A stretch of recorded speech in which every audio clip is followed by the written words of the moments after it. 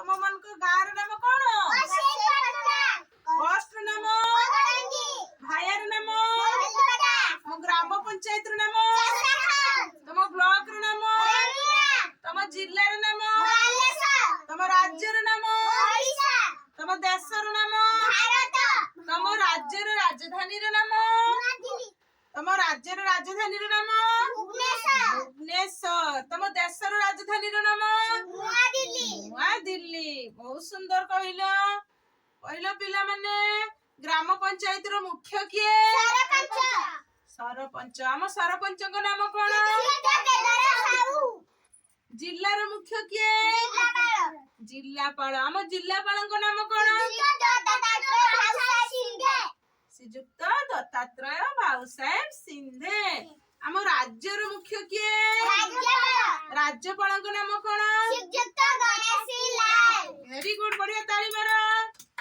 କହିଲ ତାପରେ ପିଲାମାନେ, ଆମର ମୁଖ୍ୟମନ୍ତ୍ରୀଙ୍କ ନାମ କଣ? ଆମର ପ୍ରଧାନମନ୍ତ୍ରୀଙ୍କ ନାମ କଣ? ଆମର ରାଷ୍ଟ୍ରର ମୁଖ୍ୟ କିଏ? ରାଷ୍ଟ୍ରପତିଙ୍କ ନାମ କଣ? ଶ୍ରୀମତୀ ଦ୍ରୌପଦୀ ମୁର୍ମୁ। ଆଉ ଥରେ ତାଳି ମାରିବା। କହିଲ ପିଲାମାନେ, ଆମ ଜାତୀୟ ପଶୁ କିଏ? ବାଘ କେଇଠି ରୁହେ? ବାଘ କଣ ଖାଏ? ବାଘ କେମିତି ରଡି କରେ? ଆଉ କହିଲ ପିଲାମାନେ, ଆମ ଜାତୀୟ ପକ୍ଷୀର ନାମ କଣ? ମୟୂର। ଆମ ଜାତୀୟ ଫଳର ନାମ କଣ? ଆମ୍ବ କେଇଠି ହୁଏ? ଆମ୍ବ ଗଛରେ। ଆମ୍ବ କଞ୍ଚା ଥିଲା ବେଳେ କେମିତି ଦେଖାଯାଏ?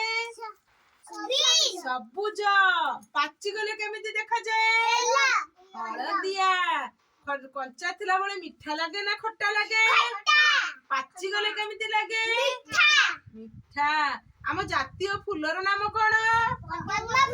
ପଦ୍ମ ଫୁଲ। ଆମର ଜାତିର ପିତା କିଏ ଅଟନ୍ତି? ମହାତ୍ମା ଗାନ୍ଧୀ। ତାଙ୍କର ପୁରା ନାମ କଣ? ଆମ ଜାତୀୟ ଖେଳର ନାମ କଣ? ଆମ ଜାତୀୟ ଧ୍ୱନିର ନାମ କଣ? ଭେରି ଗୁଡ, ତାଳି ମାରିବା ସମସ୍ତେ।